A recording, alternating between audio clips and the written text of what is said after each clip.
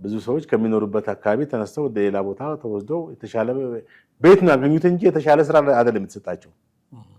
የተሻለ ሻወርና የተሻለ ሽንት ቤት ነው ያገኙት እንጂ አጠቃላይ ኢንቫይሮንመንቱ የተሻለ ነው። ኢንቫይሮንመንቱ እንጂ የተሻለ ኢንካም አይደለም የተሰጣቸው። የስራ ሁኔታቸው ግን አይደል? እንደውም ጭራሽ አንዳንዶቹ እኮ ከዛ ከነበሩበት ወደዛ በመሄዳቸው እኮ የሚሰሩ ስራ ሁሉ እኮ ተበላሽቷል። እሳቸው ግን የተፈናቀሉ ሰዎች አሉ ብለው አይደለም የሚያምኑት፣ የልማት ተነሺዎች ብለው ነው የሚገልጿቸው ራሱ። ስለዚህ ጉዳዩን አምነውበት ነው ልክ ነው ብለው ስለሚያምኑ ነው። ልክ አይደለም ካልክ አንተ ነህ ቅራኔ የምታቀርበው። አቶ ግርማ እዚህ ቦታ ባይሾሙ ኖሮ አሁን የሚናገሩት ንግግር አሁን ማለት የሚቃወሙበት መስመር በጣም ከፍተኛውን ነበር።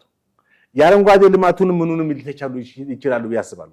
በቅድም ስናነሳቸው የነበሩት አቶ ግርማ ሰይፉ ራሳቸው መንግስት ለመደራደር ክፍት ከሆነ ጫካ ያሉትም ለመደራደር ክፍት ከሆኑ የድርድር ቦታውን እኛ እናመቻቻለን እስከ ማለት የደረሱ ናቸው። በሁለት ማሊያ እንደ ግርማ እየለበሰ አሁን የግርማን ቅድም ያልኩ ደጋግሜ ያነሳሁት ህዝብ ማን ብሎ የሚመርጠው እንደ አንድ ግለሰብ ብትወረሱ ማን ብሎ ይደግፈው?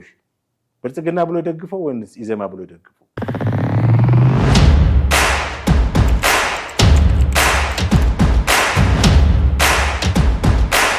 ሰላም እንዴት አላችሁ ውድ ቤተሰቦቻችን? ይህ ዘኢትዮጵያ ቻናላችን ነው። ጥላሁን አክሊሉና አማሃ ደግፋ በወቅታዊ ፕሮግራማችን ወደ እናንተ መተናል። እስከ ፕሮግራማችን ፍጻሜ ድረስ አብራችሁ እንድትቆዩ አክብሮት ግብዣችን ነው። በዛሬው ፕሮግራማችን የቀድሞ ጉምቱ ባለስልጣን አቶ በረከት ስምኦን የዚህን ሰሞን የምርጫ ክርክር አስመልክተው አንድ ያጋሩት ሀሳብ አለ። እዛ ሀሳብ ላይ ነው ቆይታ የምናደርገው። ጥላሁን አክሊሉና አማሃ ደግፋ ከእናንተ ጋር ቆይታ እናደርጋለን። እስከ ፕሮግራማችን ፍጻሜ ድረስ አብራችሁን ቆዩ። ጥሬ እንዴት አለ? ሰላም ነኝ። ሰላም ነው። በረከት ስምኦን ካሉበት ድምጻቸውን አሰምተዋል። የት እንዳሉ በትክክል ስለማላቅ ነው ካሉበት ማለቴ። ስለ ምርጫ ክርክሩ የእሳቸውን አመለካከት ካላቸውም ልምድ የምርጫ ክርክር ላይ መሳተፍ ልምድ ያላቸው ሰው ናቸው እንደምታውቀው።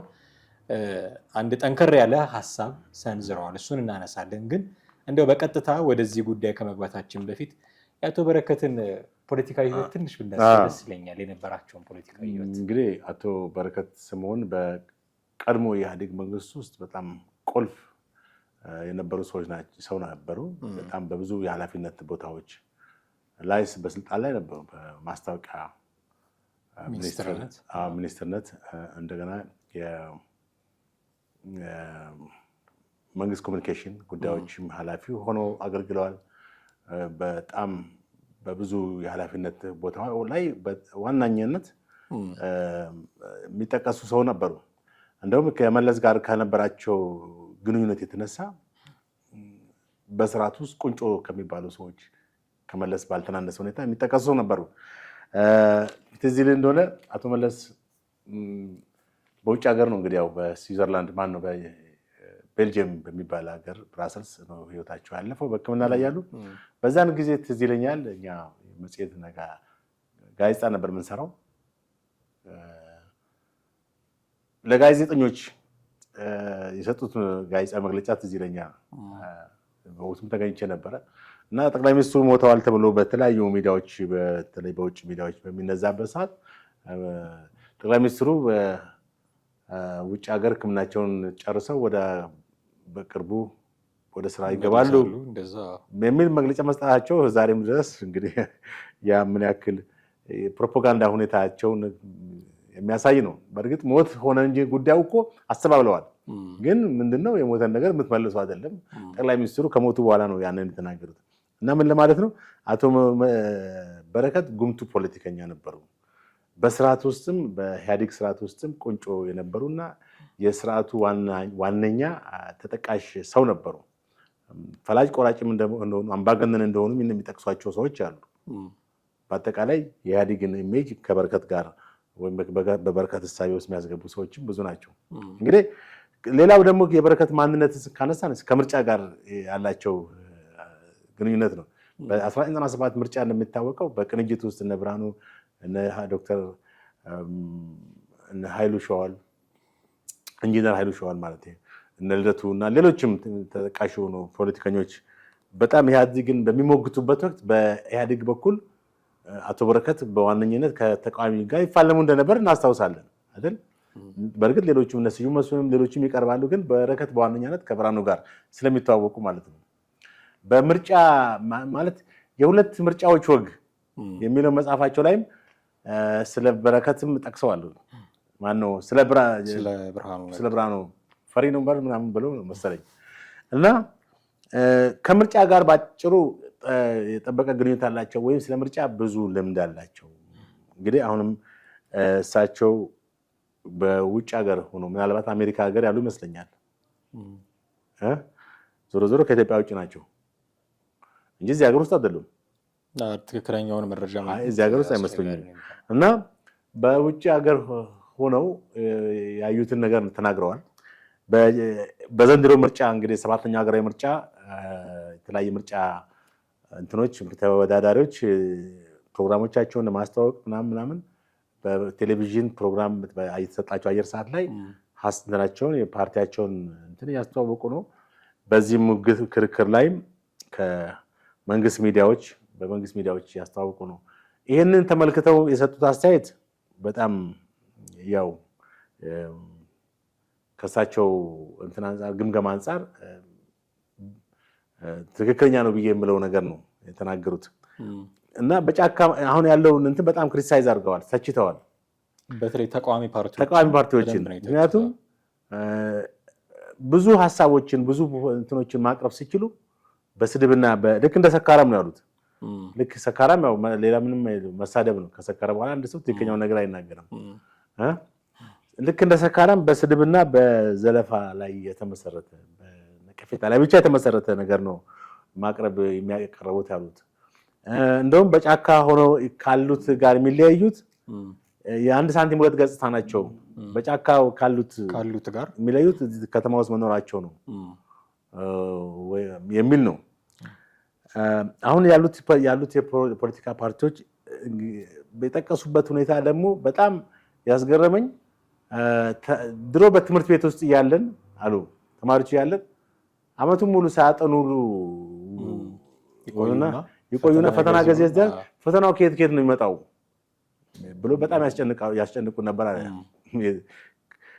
ልክ በዚሁ በተመሳሳይ አሁን ያሉት ተቃዋሚ ፓርቲዎች ማንነታቸውም ሳይታወቅ 5 ዓመት ሙሉ የት እንደነበሩ ሳይታወቅ ድንገት እንደ ደራሽ እንትን ብቅ ብለው ህዝብን እንዲያውቃቸው ማድረጋቸው ያው ከዛ ቀደም እሳቸው ከጠቀሱት ታሪክ ጋር አመሳስለውታል። ትክክል ነው ማለት አሁን ኢትዮጵያ ህዝብ በዚህ ስርዓት ይህን ስርዓት የሚተካለት የሚፈልግ አብዛኛው ብዙ ሰው አለ። ነገር ግን ማን ነው የሚተካልኝ የሚለው ነው ዋናው ነገር እንጂ እኮ ብዙ አሁን ጠንካራ ተቃዋሚ ቢኖር ሊቀየር የሚፈልግ በቁጥር የሚበልጠው ሰው ነው ብለህ ነው የምታምነው? አለ አሁን እንግዲህ ዳታ ላይ እንግዲህ የሚበልጠውን እንትን ነው ብለን ቁጥር ባናስቀምጥም በአብዛኛው በስንት ፐርሰንት የሚለው ነገር ነው። በአብዛኛው ሰው ግን ከባድ ድምዳሜ ነው ብዬ ነው። ምንድነው ከባድ ድምዳሜ አይደለም። ይሄ ከባድ ድምዳሜ አይደለም። በየጊዜው እኮ የምሰማውን ነገር እኮ ነው። ኦብዘርቬሽን ይሄንን ለማወቅ ምርጫ የሚደረግ አሁን ቁጥር አላስቀመጥኩም። 60 70 80 አብዛኛው ካልክ አትሊስት 50 ፕላስ ነው። ልክ ነኝ። 50 ፕላስ ነው። ከህዝብ ኦብዘርቬሽን ነው። ኦብዘርቬሽን ሁልጊዜ ቁጥር ላይሆን ይችላል። ማጆሪቲ ማይኖሪቲ እያልክ ታስቀምጠዋለህ። እና ብዙ ሰዎች በተለይ አሁን ባለፉት 8 ዓመታት ውስጥ ምን አይነት ለውጥ መጣ? በእርግጥ ያው ብዙ ነገሮች ተለውጠዋል፣ ምንም ጥርጥር የለውም። የተለወጡ ነገሮች አሉ። መሰረተ ልማቶች፣ ከተሞች ተውበዋል። የኮሪደር ልማቶች፣ ፓርኮች ምናምን ብዙ ነገሮች ማጥቀስ ይቻላል። ግን ከህዝቡ ጋር አንዳንዴ ልማት ስንል ፊዚካል የሆኑ ልማቶች አሉ። ፊዚካል ማለት ህንፃው አለ፣ መንገዱ አለ፣ ሌሎች አረንጓዴ ልማቶች፣ መሰረተ ልማቶች አሉ። ነገር ግን ሂውማን ዴቨሎፕመንት ደግሞ የሚባለው ነገር አለ። እስኪ የትኛው ሰው ነው ቁጭ ብሎ በጣም ይሄ መንግስት በቃ መጣልኝ ብሎ ደስ ብሎ ሲያወራ የምሰማው ሰው አለ? ከሮሮና ከስሞታ ውጪ ከቤቱታ ውጪ በየትኛው ሰፈር ላይ የትኛው ሰው የማያጉረመርም ሰው ታያል? እውነት ለመናገር ይሄ እኮ መንግስትም እኮ ያውቀዋል እኮ። መንግስትም ራሱ ብዙ አጉረምራሚ ሰዎች ማለት አጉረምራሚ ማለት ሴንስ ምንድነው? ሰው ወይ ውስጡ ነው እየተነፈሰ ያለው። ይሄ ደግሞ መንግስት ሊሰራበት የሚገባው ትልቅ ነገር ነው እንጂ እንዴት እንደዚህ ይሆናል፣ እንዴት ይሄን ሁሉ የሰራው አታደንቁኝም ብሎ ማለት የለበትም። የሚደነቀው እኮ የግድ ሰውም አብሮ እድገት ሲኖር ነው፣ ሰውም ላይ ለውጥ ሲኖር ነው፣ ሰብአዊ ልማቶችም ሲኖሩ ነው። እርግጥ ብዙ ሰዎች ከሚኖሩበት አካባቢ ተነስተው ወደ ሌላ ቦታ ተወስደው የተሻለ ቤት ነው ያገኙት እንጂ የተሻለ ስራ አይደለም የተሰጣቸው። የተሻለ ሻወርና የተሻለ ሽንት ቤት ነው ያገኙት እንጂ አጠቃላይ ኢንቫይሮንመንቱ የተሻለ ነው። ኢንቫይሮንመንቱ እንጂ የተሻለ ኢንካም አይደለም የተሰጣቸው። የስራ ሁኔታቸው ግን አይደል? እንደውም ጭራሽ አንዳንዶቹ እኮ ከዛ ከነበሩበት ወደዛ በመሄዳቸው እኮ የሚሰሩ ስራ ሁሉ እኮ ተበላሽቷል። ገቢያቸው ሁሉ ባዶ ሆኗል። ይሄን ነው ተጨባጩ ሀቅ። እና ስለዚህ ይሄንን እንዲቀየር የሚፈለግ ከሆነ የሚተካ የለም እያልኩ የሚተካ ማለት አሁን እዚህ አቶ በረከት ላይ ያሉት ነጥብ እናንሳ። እሳቸው ተቃዋሚዎች ይሄን አሁን ያልነው ነጥቦች ሊያነሱ ይችሉ ነበር። በተራ ስድብና በተራ ጥላቻ በተሞላበት ምናልባት እንደው ስማቸውን ባንጠቅስ አንዳንድ ተቃዋሚ ፓርቲዎች ተወካዮቻቸው በቃ ሞራል የላችሁም እናንተ እንትን የላችሁም የምን ሞራል ነው ያላችሁ? በመሰረቱ ለመተቸት በዛ መንገድ ከመግለጽ ይልቅ የራስን ፖሊሲ ስታስተዋውቅ ራሱ ሰው ይረዳል እኮ። ያንተ መተቸት አይጠበቅም። ፖሊሲ አማራጮችን ስታቀርብ አማራጮች ላይ ትኩረት ሰጥተህ ስትሰራ በቃ ያንን ሰው አሁን እኮ ሰው ብዙ መረዳት እንትኑ ተለውጧል እኮ። መንግስትን መተቸት ብቻ ዝም ብለህ ካተኮርክ ዋጋ የለውም። አንተ ምንድነው የምትሰራው? አንተ ምንድነው የምትሰራው የሚለውን በዳታ በእንትን በተሻለ የዚህኛውን አሁን ያለውን ነገር እያነሳ በአንጻራዊነት ይሄን ለምሳሌ ከህዝብ እድገት አንጻር ይሄን አስተካክላለሁ፣ በሶሻል ሴኩሪቲ አንጻር ይሄን አስተካክላለሁ። ለምሳሌ በአገሪቷ ላይ የሴኩሪቲ እና የሰላም እጦት አለ እና ይሄንን በተመለከተ ይሄን አስተካክላለሁ። ይሄን የተለያዩ ተቃዋሚ ኃይሎች ወይም ጠመንጃ ያነገቡ ሰዎች ወደ ጠረጴዛ ዙሪያ እንዲመጡ የማድረጉ እንትን በቁርጠኝነት መስራት እንደምትችል የምታስተዋውቅበት መድረክ ነው። ያንን አየር ሰዓት መጠቀም ወሳኝ ነው። በሌላ በኩል እሳቸው ያነሱት በአንዳንድ ግለሰቦች ላይ የእውቀትና የልምድ ማነስ እንዳለ ነው። ይሄን ነው ያየነው። በእርግጥ እኔ አንዳንድ ጊዜ ግራ ይገባል። እዛ ጋር ሆኖ ጠንካራ ሀሳቦችን ከመሰንዘር ይልቅ ዝም ብሎ በቃ የተለሳለሱ እንትኖችን ሲናገር ትሰማዋለህ። ይሄ ከምን እንደመጣ ነው ብለህ ስትመለከት የፖለቲካ ፓርቲ አመራሩ ወይም አባሉ ያለው እውቀት ነው ያለው የፖለቲካ ግንዛቤው በጣም ዝቅተኛ መሆኑን የምትመለከት ገብቶሃል። ዝም ብሎ እዛ ቦታ ላይ ሆነ እንጂ ይሄ ሰው ለተሰለፈበት ዓላማ ራሱ ብቁ ነው ለማለት አትችልም። ፖለቲካን ጠንቅቆ የሚያውቅ የሚረዳ ኢትዮጵያን ፖለቲካ ወቅታዊ ፖለቲካ ከምስራቅ አፍሪካ ከዓለም ጋር አቀናጅቶ የሚናገር መሆን መቻል አለበት። ሰፊ እውቀት ሊኖረው ይገባል። ጊዜው የሚጠይቀው ይህንን ነው። ምክንያቱም አሁን ብዙ የሚዲያ አውታሮች የሰዎችን አእምሮ አስፍተዋል። እስቲ አሁን የትኛው ሰው ነው ቁጭ ብሎ የፖለቲካ ፓርቲዎችን ውይይት እየሰማ ያለው? በዚህ እኮ መገምገም ትችላለህ። እየተካሄደ እንደሆነ ውይይት ማያውቅ ሰው እኮ አለ። የምርጫ ሂደት ላይ ያለ ሙሉ አይመስልም። የምርጫ ሂደት ላይ ምርጫ የሚካሄድ መሆኑን አንዳንዴ ዥው ብሎ ምረጡን ብሎ ነው ኢዜማ ምናምን ሲያልፉ በሞንታር ሲያጩ ምንድን ነው ምናምን ይላል ሰው። ይሄ ሁሉ ከመጣው ከምንድን ነው? አየህ ጠንካራ የፖለቲካ ፓርቲ አመራሮች ስለሌሉ ነው። ተሳታፊዎች ይሄን እውቀት ኖሯቸው በእውቀት ላይ የተመሰረተ እንትን አሁን ለምሳሌ ከያፓ ነው እንውሰደው እስኪ። ያፓ አንዲት ልጅ ወጣች ማናት ሚስጥረ ስላሴ የምትባል አንድ ወቅት አሁንም የተናገረች ነው። በእርግጥ እናንተ እንደዚህ ናችሁና የሆነ የሰፈር እንትን ይመስላል ገብቷል። ብልጭ ነው ኮስሞቲክ ምናምን አለች የተሰራውን ኮሪደር። በዛ መንገድ አንድ ፖለቲካ ፓርቲ መናገር የለበትም አይደል እንዴ? በመሰረቱ ልማቱ ምንም ችግር የለበትም እኮ መሰራቱ መልካም ነው። ግን አንድ ፖለቲካ ፓርቲ አመራር የተሰሩትን ነገሮች በማጣጣል ሳይሆን ስላልተሰሩት ነገሮች ነው ማውራት ያለበት። በህዝብ ላይ ያልተሰሩ ነገሮች ወይም ህዝብ ጋር ምን አመጣ ብላ ነው መጠየቅ ያለባት። እንደገና እኛን ብትመርጡን ይሄን እናደርጋለን ብላ እንደ ብሉፕሪንት አይነት እንትን ማስቀመጥ ትችል ነበር። ከዛ ይልቅ እናንተ የሞራል እንትን የላችሁም ይሄን ስለዚህ መናገር ብላ በጣም በወረዱ ወይንም ነቀፌታ ብቻ በመሞላባቸው ንግግሮች ነው እንግዲህ አቶ በረከት ያሉት ይሄንን ነው።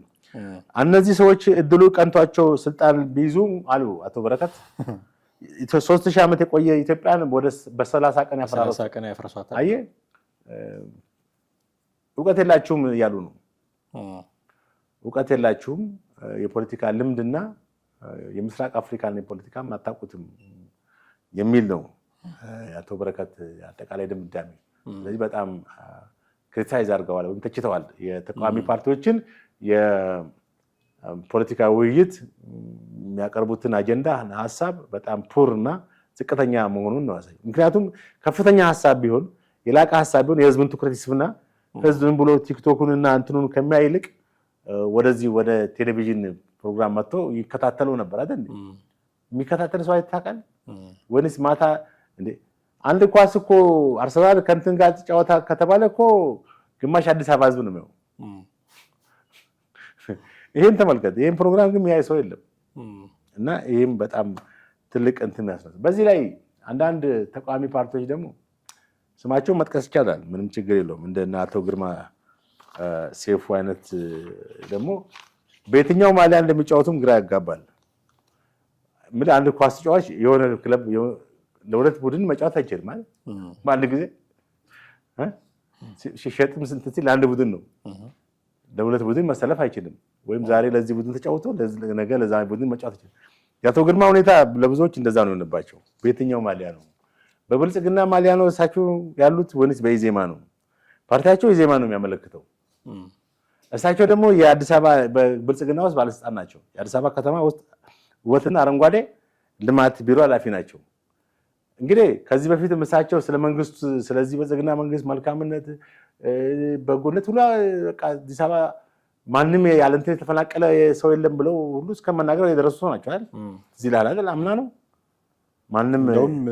ማንም ካሳ አልተከፈለው ሰው የለም ብለው ሁሉ ያስነሱ ሰው ናቸው። በእኛም ቤት ይፍረስልን እና አድሱልን የሚሉና ብለው እንደዚህ የቀቡ ይሄን መንግስት ቅቤ እንደቀቡ የሚቆጠሩ ይሄ ለጋ ቅቤ ማለት ነው። ድሮ ለጋ ቅቤ እዚህ ጋር እንቀባለን እንደዛ ማለት እና እንደዛ ያሉ ሰው ዛሬም በዛ ስልጣን ውስጥ ያሉ ቢወጡና እኮ በቃ በቃኝ ብሎ ዜማ ቢቀላቀሉ የዜማ ማሊያ ነው ያጠለቁት ትላለህ። የትኛው ላይ ናቸው ነው? ግን ከመንግስት ጋር መስራት በሚገባው ዘርፍ እንደዛ የሚባል ይሄን ያህል ኃጢአት መቆጠር አለበት? አይሆንም። ምንም ሎጂክ ብታመጣ አይሆንም። ለምሳሌ የፈለገ ፊሎሶፋይዝ ብታደርገውም አይሆንም። ፓርቲ ስለሆኑ ፖለቲከኞች ስለሆኑ ገኖባቸው ካልሆነ በስተቀር ፐርሰናል ብናደርገው ጉዳዩን ለምሳሌ አንተ ከመንግስት ጋር የምትሰራባቸው ጉዳዮች ሊኖሩ ይችላሉ። ንግድ ቢኖርህ ግብር ትከፍላለህ፣ ግዴታ ነው። ከመንግስት ጋር የምትሰራው መንግስት ለሚያወጣቸው አዋጆች ተገዢ ነህ። ያንተን ኮንትሪቢዩሽን የሚፈልጉ ጉዳዮች ቢኖሩ ኮንትሪቢዩት ታደርጋለህ። ግን ደግሞ መንግስት ይሄን ቢያስተካክል ብለህ ደግሞ የምትተቸው በጣም በርካታ ነገሮች ሊኖሩ ይችላሉ። ያንን ስለምትተች ግብር አልከፍልም አትልም። ያንን ስለምትተች ማህበረሰባዊ አገልግሎት አልሰጥም አትልም። ፓርቲዎችም ሲሆኑ ለእነሱም ልክ ነው የሚሆነው ብዬ አስባለሁ። መንግስት የሚተቹበት መንገድ ይኖራቸዋል። ግን መንግስት እየሰራ ያለው የኮሪደር ልማት ጥሩ ነው ብለው ካመኑ እዛ ላይ ኮንትሪቢዩት ቢያደርጉ ችግሩ ምንድን ነው? መንግስት የሚተቹበት መንገድ የራሳቸው የፓርቲ ስርዓት አላቸው። ግን ትምህርት ስርዓቱ ላይ አግዘኝ ብሎ ከጠራኝ መንግስት ሄጄ የሆነ ጠጠር ልጣል ቢሉ ችግሩ ምንድን ነው ብዬ አሁን ካልከው ነገር ጋር ይሄ ነገር አይገናኝም ብዬ ነው የማስበው። እንደ አድቫይዘር አንድ ሰው ከፖለቲካ ፓርቲ ውስጥ ሆኖ ተቃዋሚ ፖለቲካ ፓርቲ ሆኖ አድቫይዝ ሊያደርግ ይችላል መንግስት። እሳቸው እኮ የመንግስት ሹመኛ ናቸው እኮ። የአዲስ አበባ ከተማ ውበትና አረንጓዴ ልማት ቢሮ ኃላፊ ናቸው እኮ። አድቫይዘርም አይደሉም፣ ባለስልጣን ናቸው ማለት ነው። ይሄ ቦታ ደግሞ አረንጓዴ ውበትና ልማት ብዙ ቤቶች ፈርሰው ብዙ መንደሮች ተፈናቅለው ሰዎች ተፈናቅለው የተሰራ አካባቢን በበላይነት የሚመሩ ናቸው። ይሄ ነው እንደውም በጣም በሀገሪቱ ላይ ዋናኛውን ቦታ ነው ያዙት። ማለት ህዝብ ለሚያነሳበት ሮሮ እሳቸው የመስሪያ ቤት ያለበት መስሪያ ቤት ነው። ማለትም እሳቸው የሚመሩት መስሪያ ቤት ጋር በተያያዘ ነው። እንግዲህ ያንን ለማልማት ሲባል ነው ህዝብ የተፈናቀለው፣ ከተሞች ቤቶች ፈረሱት ማለት ነው። ስለዚህ ትክክል ነው ብለዋል እኮ። አሁን ስለምን ነጥብ ነው የሚያወሩት? ይሄን ትክክል ነው ብለው ያሉትን ነገር የህዝብ መፈናቀል ትክክል ነው ማንም ካሳ አልተከፈለም ካሉ አሁን ኢዜማ ውስጥ ነው ስለምን አጀንዳ ነው የሚያወሩት? ገብቶኛል። ጉዳዩን ትሪት የምናደርግበት መንገድ እይታችን ኦፍኮርስ ይለያያል። ለምሳሌ አንተ እይታ እነዚህ የተፈናቀሉ ሰዎች አሉ፣ ስለዚህ ያንን እንዴት ከኢዜማ ጋር ያጣጥማሉ ነው። እሳቸው ግን የተፈናቀሉ ሰዎች አሉ ብለው አይደለም የሚያምኑት፣ የልማት ተነሺዎች ብለው ነው የሚገልጿቸው ራሱ። ስለዚህ ጉዳዩን አምነውበት ነው ልክ ነው ብለው ስለሚያምኑ ነው። ልክ አይደለም ካልክ አንተ ነህ ቅራኔ የምታቀርበው። እሳቸው ልክ ነው ባሉበት ላይ እንዴት ቅራኔ እንዲያቀርቡ? ከመሆን እዚህ ጋር እንግለጽ አንድ ነገር። አቶ ግርማ ይሄ ፐርሰናል ትችት አይደለም። አይ ነው አሁን ምናልባት እሳቸው ይሄን ሰምተው ፐርሰናሊ እንደተተቹ ማሰብ የለባቸው። ያስካላቸው ግን ያው ስቱዲያችን ግፍ እኛ እሳቸው ያሉበትን ኃላፊነት በኢዜማ ውስጥ ያሉበትን በብልጽግና ውስጥ ያሉበትን የኃላፊነት ቦታ አንስተን ነው የምናወራው። ሚዲያንን እንደ ሚዲያ ሀሳብ ነው። እሳቸው ደግሞ የተሰጥቻለሁ ካሉ መድረኩ ክፍት ነው፣ መጥተው ለኛ ኢንተርቪው መስጠት ይችላሉ። ክፍት ነው እና ይሄንን ለአድማጮች ይሄን ፕሮግራም የሚከታተሉ ሰዎች ማስተላለፍ እንፈልጋለን በዚህ አጋጣሚ። እና እሳቸው በዚህ ቦታ ላይ ሆነው ማለት በኃላፊነት ቦታ ላይ ሆነው ቅድም ያልኩትን ነገር ነጥቦች ተናግረዋል።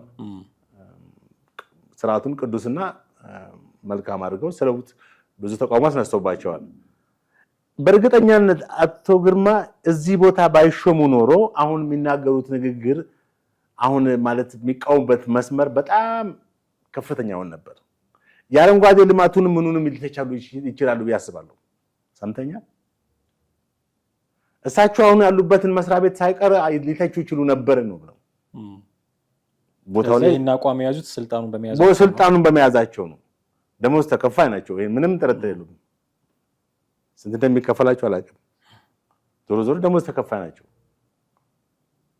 ስለዚህ አንድ ሰው ደሞዝ ለሚከፈልበት ለሚከፍለት ድርጅት ሰይጣንም ይሁን ምንም ይሁን መልአክም ይሁን ያ ድርጅት ግዴታ ስለዛ ድርጅት መልካም ነገር ማውራቱ ግዴታው ነው። እስቲ አጣጣላ ቆይ ክሪቲሳይዝ ያደርጋሉ። እስከ ስንት ፐርሰንት ነው ይሄን ስርዓት የሚተቹት? ፐርሰንቱ ስንት ነው? አባባሌ እንደ አንድ ተቃዋሚ ቆጠብ እያደረጉ ነው የሚናገሩት። እንደ ፓርቲያቸው አቋም ነው የሚናገሩት። እንደ ራሳቸው ባሉበት ፖዚሽን ነው የሚናገሩት። የትኛው ነው? አሁን ለዚህ ነው ሁለት ማሊያ ያልኩ እኮ። ሰዎችም ብዙ ሰዎችም ክሪቲሳይዝ የሚያደርጉት እና ይሄ ራሱ ሰው ምርጫውን እንዳይከታተል ያደረገው ነው። የማያውቅ እንዳይመስል ሰው አቶ ግርማን በደንብ ያውቃቸዋል። ይቺ ልጅ አንድ ሰሞን እንትን አለች። ከዛ አየ ሰብስታንሱን ሰው ምንም እና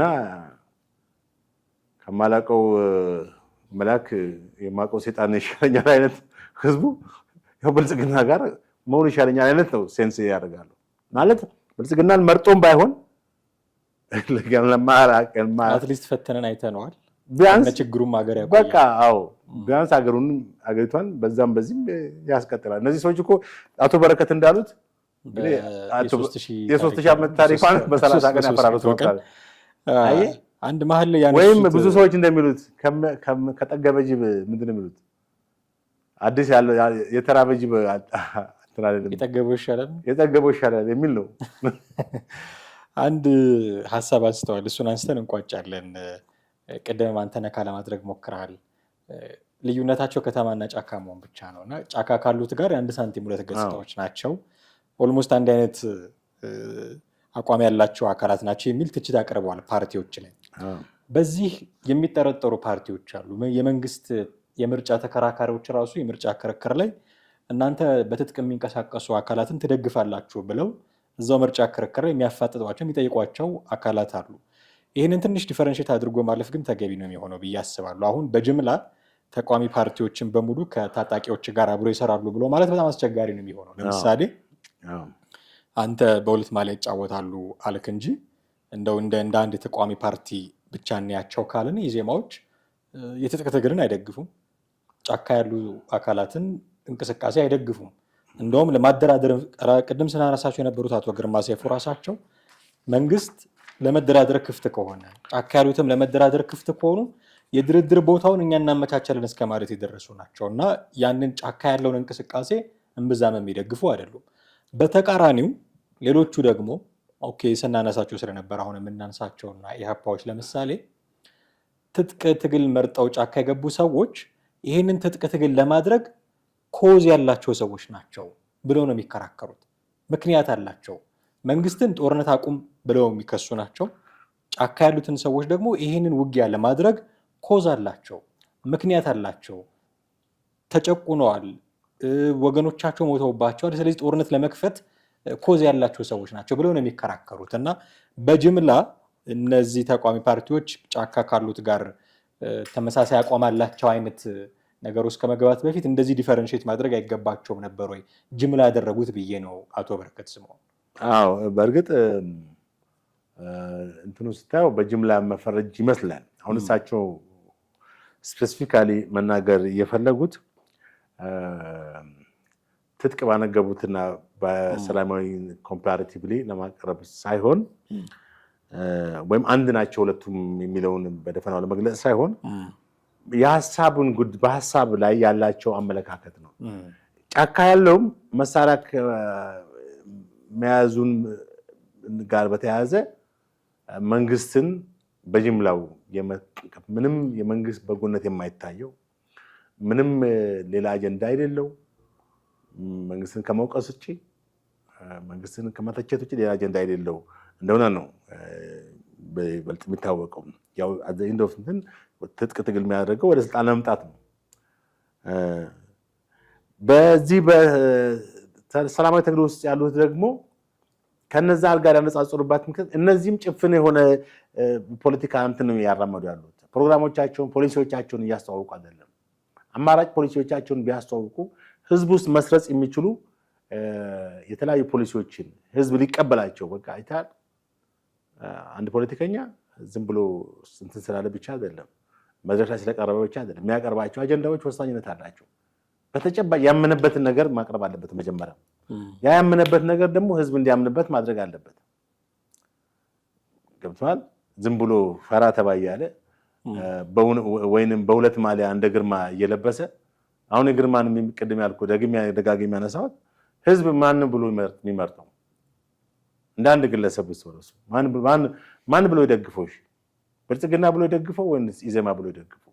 እሱ የራሱ የሚያቀርብበት እንትን አለ። እንደዚህ ነው ብሎ ምክንያት እየሰጠ ነው። እንደውም በቀደም በፌስቡክ እና ምንድን ነው ያለው ሼር ለማግኘት አይደለም ነው ምናምን የሆነ ነገር ሰምቻለሁ።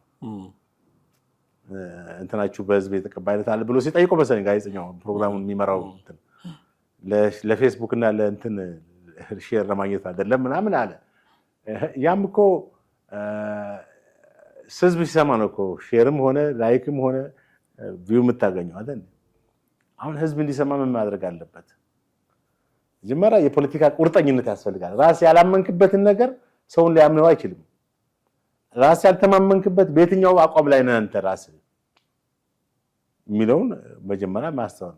ከዛ በኋላ አቋምህ በየትኛው ሳይድ እንደተሰለፍ ከተረጋገጠ በኋላ ሰው እገሌ ነው እኮ ይልሃል። እገሌም ነው ካለ ከባድ እኮ ነው። እገሌ ነው ብሎ በዚህኛው ፓርቲ ነው በዚህኛው አቋም ነው የፓርቲውን እንትን ከዛ በኋላ በአንተ በኩል ይሰማል። የምትከተለውን የርዕዮተ ዓለም የፓርቲው ርዕዮተ ዓለም ከዛ በስልጣን ላይ ስትወጣ የምታስከትላቸውን የተለያዩ ፖሊሲዎች፣ ፕሮግራሞች ይሰማል። በቃ ይደግፋል። ቢያንስ ድምፅ ይሰጣል። አሁን እኮ ለዛ ነው እኮ ሰው እኮ የማይከታተለውም የተወም እኮ ኔግሌክት በቃ ኢግኖር ያደረገው ከዛ አንፃር ነው። እንግዲህ አይ ዶንት ኖ የቀረችው 2 ወር ነች። 2 ወርም አትሞላም። ባለችው ጊዜ ተሯሩጠው ወደ ህዝብ አለበለዚያ ህዝብ ምርጫው ዝም ብሎ እንደተለመደው ዝም ብሎ ቲፎዞ ሆኑና ወይ መናጆ ሆኑና እነሱ መናጆ ማለት አብሮ መሄድ ከዛ በኋላ ብልጽግናን አስመርጠው መመለስ ይሆናል ማለት ነው ወደ ምድብ ቦታቸው። ኤኒዌይስ አቶ በረከት ስምኦን በዚህ ደረጃ በጣም ትችት ለማቅረብ ሞክረዋል የፖለቲካ ፓርቲዎች ላይ። ይህንን ሰምተው ያሻሽላሉ ወይስ የራሳቸው ሌላ ምላሽ ይኖራቸዋል የሚለውን በሂደት የምናየው ጉዳይ የሚሆነው። በጣም አድርጌ አመሰግናለሁ ጥላይ። ውድ ቤተሰቦቻችን እናንተም ከኛ ጋር ነበራችሁ ቆይታ እጅግ አድርገን ነው የምናመሰግናችሁ። እንደተለመደው ሀሳብ፣ አስተያየት፣ ጥያቄዎች ይኖሯችኋል በተለመደው መንገድ ልታደርሱን ትችላላችሁ። እኛ ግን የዛሬውን ፕሮግራም እዚህ ላይ እናበቃለን። ቻናላችንን ሰብስክራይብ፣ ሼር፣ ላይክ ማድረጋችሁን አትዘንጉ እያለን እዚህ ላይ እንሰናበታችኋለን። ጤና ይስጥልን።